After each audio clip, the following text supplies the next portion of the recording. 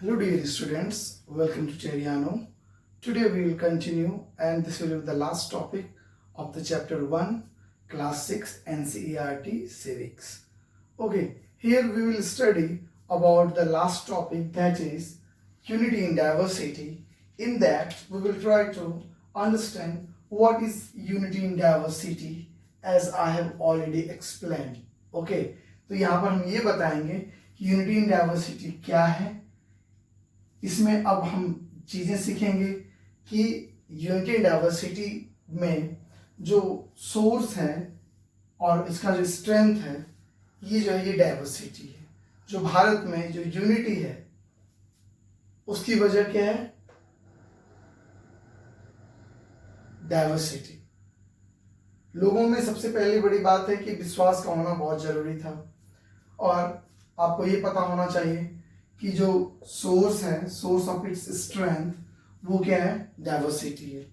जबकि मैंने पिछले बार भी सवाल किया था, क्या डाइवर्सिटी भारत की समस्या है या फिर इसकी ताकत है?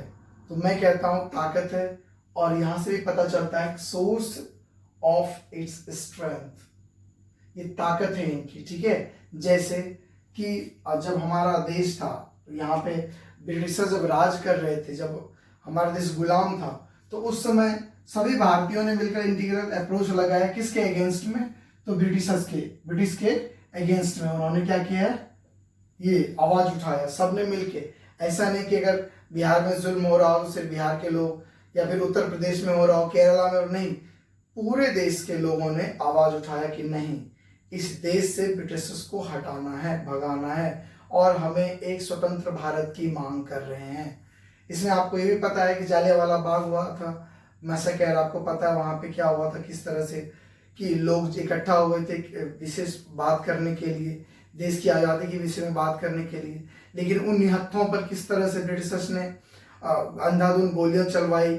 सभी अधिकतम लोग, जो जितने भी लोग थे, वो हजारों की संख्या में मारे गए। इसकी वजह क्या थी?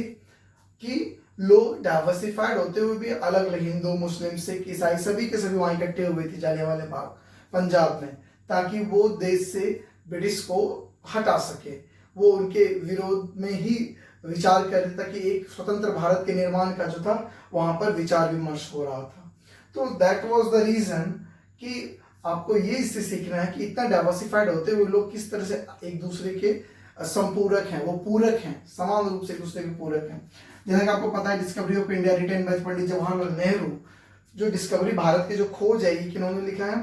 ये जो बुक है इसकी रचना किया है किन्होंने? Pandit Jawaharlal, first prime minister of India.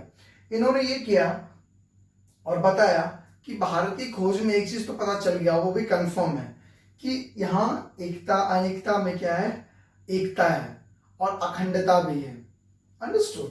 और इसमें इन्होंने ये बताया कि जिस तरह से लोग उसमें सॉन्ग बना रहे थे, सिंबल्स थे, भारत का जो था सिंबल्स था क्या, वो भारत माता का चिन्ह लेते थे लोग। हर भाषा में सॉन्ग आए, जन गण मन नेशनल एंथम का पता चला। यहाँ पे आप इसमें भी देखेंगे पंजाब, सिंध, गुजरात, मराठा, इस मतलब जो नेशनल एंथम है, जो राष्ट्रगान है, इसके अंदर भी डाइवर्सिटी दिखाया गया है। समझ गए? तो आपको ये समझना है कि यूनिटी एंड डाइवर्सिटी जो है, ये बहुत ही जो ताकत है, शक्ति है भारत की। समझ गए? और पंडित जवाहरलाल नेहरू ने जो था, इन्होंने स्टेटमेंट दिया था कि जो भारत है यहाँ क्या यूनिटी है, किसमें? डाइवर्सिटी में। ओके, और हम उम्मीद करते हैं कि आपको ये चीजें समझ में आ गई होगी, क्योंकि अलग अलग चीजें होने के बावजूद भी यहाँ पर जितने भी चीज आप देख रहे हैं, जो मैं बताया हूँ, इससे यह सिद्ध होता है कि भारत को अनेक तरह की भाषा, स्थान और राज्य बदलने के बावजूद भी सभी को देश के प्रति समान प्रेम है, और इस वजह से आज भी राष्ट्र सुचारू रूप से चल रहा है, क्योंकि यहाँ पे क्या यूनिटी डाइवर्सिटी है। So thank you for watching the video, और हम उम्मीद करते हैं कि आप लोगों के चैप्टर 1 समझ में आ गया होगा। थोड़ी बहुत अगर आपको लगता है इसमें कुछ छूट रहा है, लेकिन तो आप इसका कमेंट बॉक्स में डालें, हम चाहेंगे उस टॉपिक को कवर करें। लेकिन हमको ये, जहाँ तक मेरे अंदाज से और जहाँ तक मैं समझ पा रहा हूँ, पूरा चैप्टर हमने कंप्लीट कर दिया। ओके, सो आप लोग अब टेंशन ना लें, अच्छे से घर पे रहें, सुरक्षित रहें, और टेरियानो के साथ जुड़े रहें। Please don't forget to like and subscribe our channel. It will provide the future of India. Okay, up to you.